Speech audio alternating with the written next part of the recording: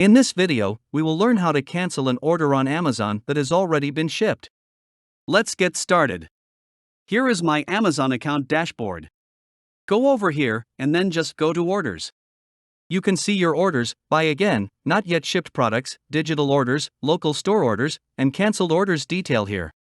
I don't have an order right now. In canceled orders, you can choose to cancel your orders accordingly, but if the product has already been shipped to the warehouse, then it is not up to the seller to cancel, it's up to Amazon. In that case, the only alternative is to contact Amazon customer service. Over here you can see customer service. Once you click on customer service, you will see a delivery order or return option.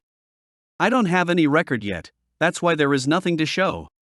Make sure you click on that option. What item do you need help with? Select the item, go ahead, and choose return the product that you don't need. I hope you learned something from this video. If you have any question, don't hesitate to comment down below. And thank you for watching.